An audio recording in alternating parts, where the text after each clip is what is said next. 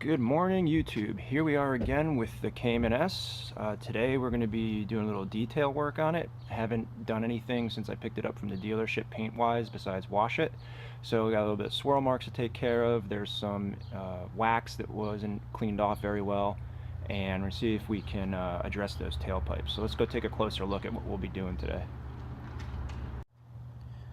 Alright, the first thing that we're going to try to be addressing is these little swirl marks. Hopefully you can see it. The lighting's a little bit weird. I'm trying to use the flash here, but all those little things, when you see them under the right kind of sunlight, or especially in fluorescent lighting when I park in my parking deck, you can really see it, and it looks a little bad. So hopefully they're light enough I can just take it out with some polish. I'll go over the products that I'm going to be using in a minute, but that's the first kind of issue that we're looking at right there, is all those little swirls. You see those little circular looking things, spider webs. So that's number one. Second issue I'm going to try to address today, since it looks like the stock exhaust is going to be staying on a little bit longer, is all this black stuff down here. It won't come off with a normal wash or wipe. I don't know, I may try to do some steel wool or something, see if I can get those off, but we'll take a look at that as well. Okay, and one of the other issues that's just kind of irking me is all this wax caught in there from when the dealership detailed it last before I picked it up. So they didn't do a very good job of removing it all, so I need to get rid of that. And also, I don't know if you can tell, but there's these little scuff marks right there. Let me see if I can get the light. There you go. A little ring around there from what looks like... Oh, it's a little scratch right there too. I didn't notice that.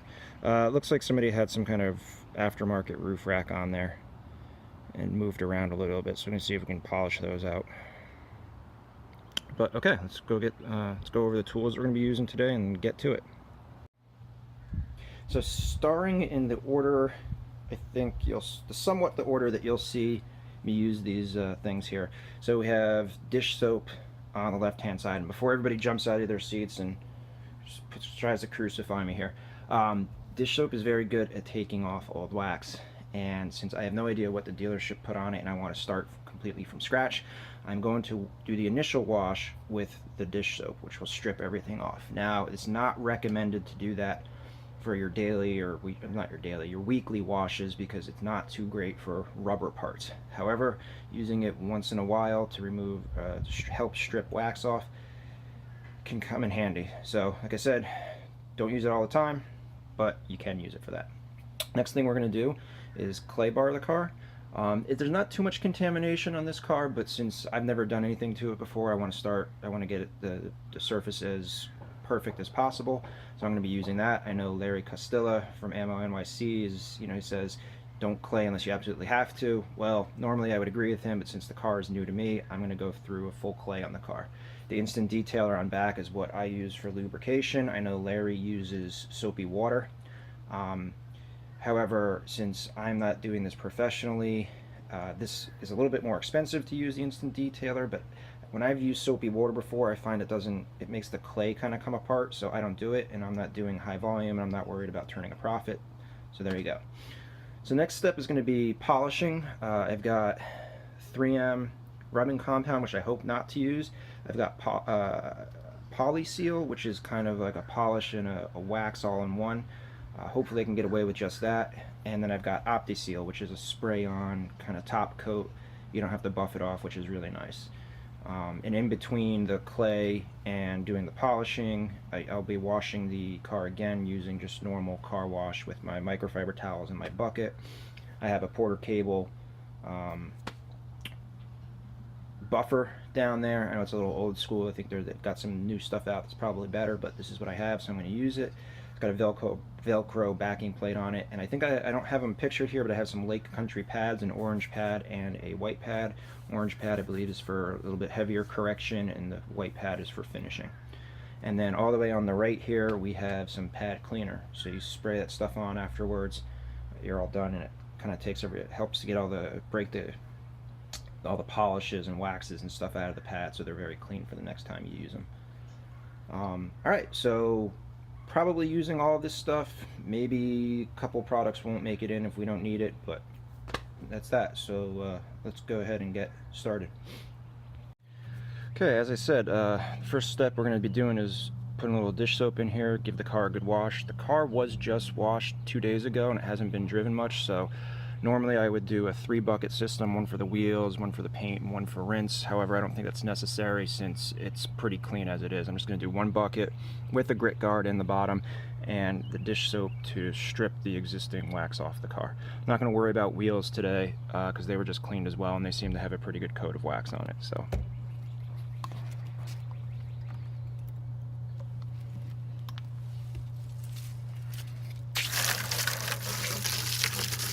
let's take a minute to talk about what's going on here as far as washing. It seems pretty simple washing, how much could there be to it.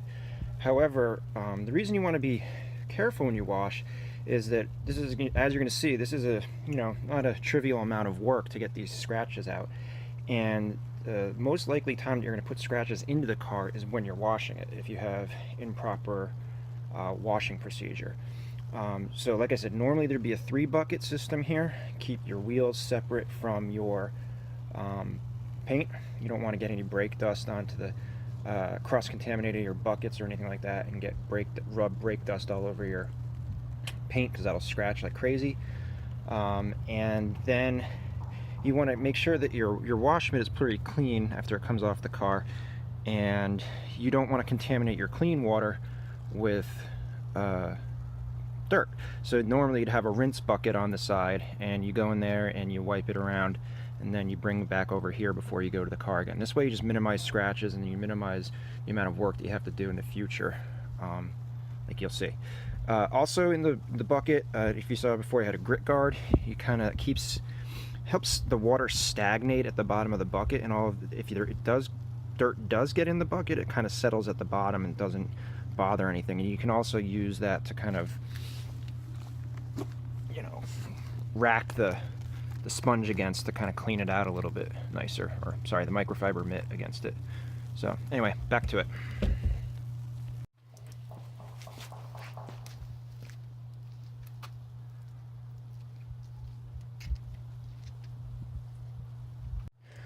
Along with a multi-bucket system, it's also a good idea to use a multi-sponge system or multi-wash mitt system. You can use one wash mitt to do all the upper stuff, and then another one to do all the very low stuff, the stuff that hits towards the ground, like the rocker panel and right above the rear exhaust there, where things are a little bit dirtier. So even though I'm not going crazy with the wash because it hasn't been driven much, it was driven a little bit, and you might pick up a little bit of rocks or kind of debris that you don't want embedded in the wash mitt that you use to do the rest of the car with. So I'm switching over to my secondary little dog bone guy here to do all the low parts of the car.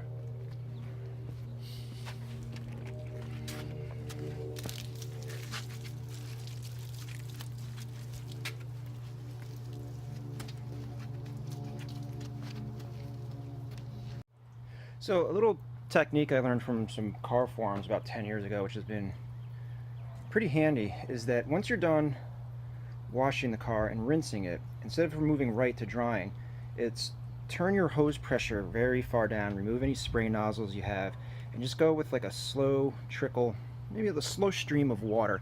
And it actually helps push all the little beads off the car, and that way you're not drying as much. And if you're doing this in the sun, you're less likely to get a bunch of water spots on the car. I've done it both ways, without doing this and with doing this, and I can tell you that if you don't do it, your towel actually comes out a lot wetter because it's trying to absorb more water. So this does actually help move water off the car, even though it's a little counterintuitive to be re-wetting the car to make it drier. So anyway, maybe you can see it, maybe you can't, but I'll move the camera up here and so you can see what I'm talking about.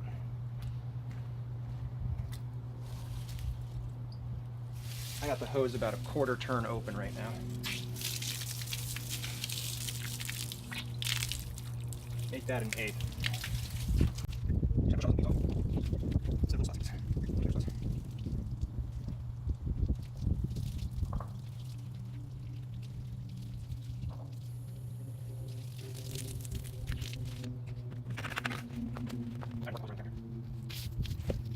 Alright, the next step that you have to be mindful of is drying. It's also a good time when you can put some scratches into the paint. So no matter how good of a job you do washing, you're always going to miss a couple of things, a couple of spots. And if you wipe with the towel, you kind of drag that dirt across the paint and you can scratch it. So what I like to do is just kind of blot or lay the towel out and smooth it over instead of drag, because you don't want to drag anything against paint if you don't have lubrication, and right now there's not a whole lot of lubrication on the car. So it's just my method.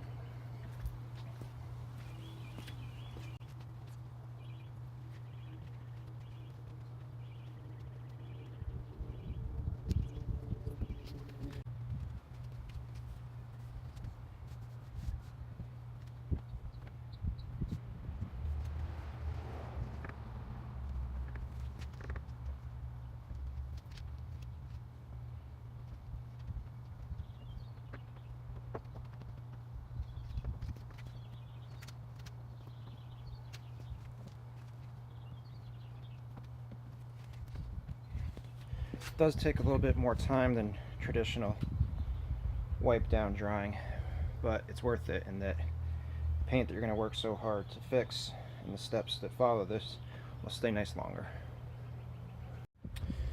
Okay, the next step that we're going to do is clay barring the car. What clay barring does is it's the least aggressive method of pulling contaminants off the paint. I used to not consider it an abrasive, but Larry, who I watch a lot of his videos, says that this is abrasive, so you just need to be a little bit careful with it. I've never had any issues with it scratching, and you definitely need to use some kind of lubricant with it. You spray it on and wipe. Now, you got to be careful with these things. If they fall on the ground, they're done. You have to throw them away. Anything that gets embedded in there that's really big, like rocks, and you go and rub all over your paint, you're going to end up scratching it even more, even worse, doing really bad damage instead of just fine swirl marks. So make sure it doesn't hit the ground.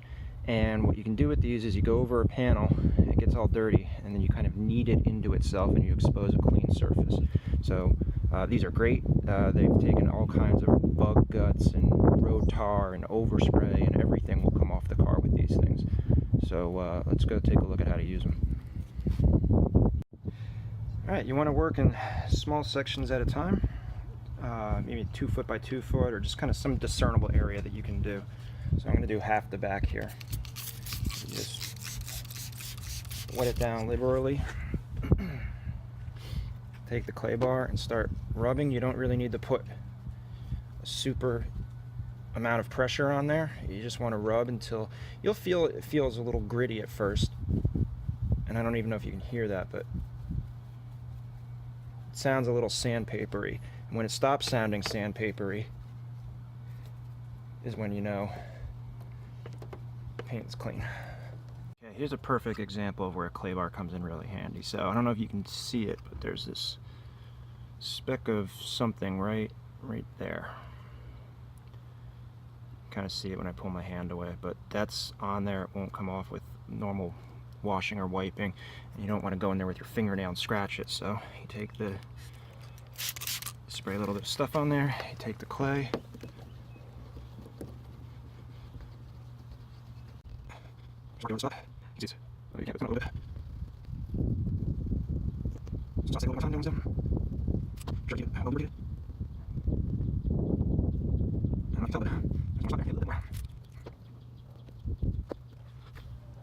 let's see if I can move it around here. No more.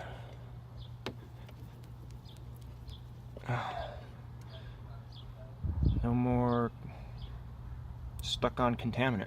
It's gone. It's the beauty of the clay bar. And to follow up on that, so dirty, fold it into itself, make a little pancake out of it, clean, then you keep going. Alright, so the clay barring is done. I did not do the hood because I have a lot of touch-up work to do, so I'm not going to bother polishing that or waxing it today. I'll do that after I do the touch-up. But so the hood is not clay barred. Let's see if you can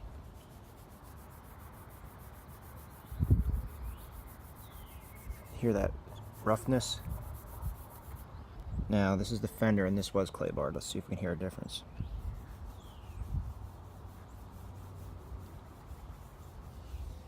It's like glass over here. Wow, this isn't bad. It's definitely a little bit rougher. So now that this is all contaminant free, you can go ahead and get the polishing. Alright, so we're going to start polishing now. I'm going to do half this back panel here, see if I can get some of the scratches out of it and pull it into the sun and see if we can see the difference. So the car's just been washed for the second time after clay barring.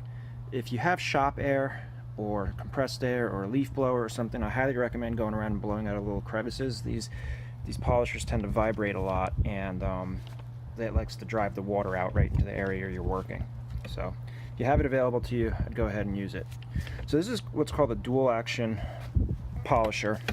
What that means is that the head it rotates in little circles while it's orbiting like that. And what's different than a rotary polisher is that you have a much larger safety factor using one of these guys than you do a rotary. Rotary would just sit in one spot and turn. This will actually kind of vibrate all around, and you'd have to be, as long as you're not a complete moron with one of these things, you won't burn through the paint, where the rotary you have to have a little bit of skill. You can get better results, but you also have the chance of really screwing up your paint. So I'm just going to take my Opti-Pol here, I think that's what I call it, I'm sorry, Polyseal, and make a little X. You don't really need a ton. This is more than you probably need, but since we're starting off, I like to load the pad up. And you just want to kind of spread it around all over, because you are going to be rubbing something against your paint, and every time you rub something against your paint, you want there to be some form of barrier so you don't cause inadvertent scratches from dust or debris that's landed on there since you've washed it. Okay. So then what I like to do is just make spots in the area, kind of rub it around a little bit, spread it out.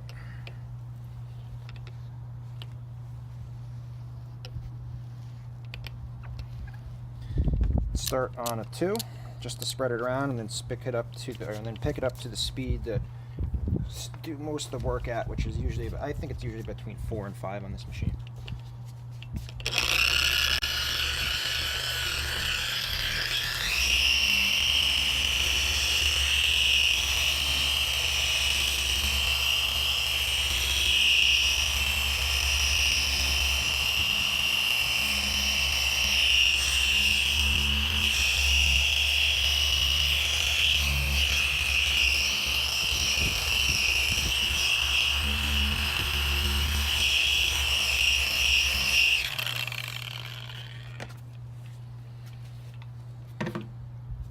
Alright, just kind of work the polish until you don't really see it too much anymore. It just kind of dissolves and it gets finer and finer until you don't see. It just looks a little hazy, maybe a little light on the color. Take your microfiber, wipe off any residue, and take a look at your work. Okay, so here's the end result. It's pretty shiny. There's a little bit of micro marring still. Probably could have used a more aggressive polish on it, but I didn't have it. So, but for me right now, this is much better than it was when I got the car. Pull back a little bit. I mean, the shine on it's really, really nice. Go up here and you can see those little rings that were scratches that are around the roof mount things there. Those are gone. Those actually came out pretty easy. And again, pretty nice shine right there. So the hood, nothing was done to that. That's the hood. That's the fender. I don't know if you can see. Maybe there isn't even that much of a difference, but reflectivity on the right is polished and got the coating on it. But, so anyway, it wasn't exactly a concourse job. and paint on this car isn't exactly in perfect condition anyway. There's a lot of rock chips up front. But I hope this gave you a little bit of an idea of what can be done in the home setting here. It doesn't take much. And this was a couple hours. This car was tough because there's a lot of little humps and stuff like that that the polisher had trouble getting into, so I'll have to get it some smaller pads for that. But with a little time and a little effort, you can get some pretty decent results.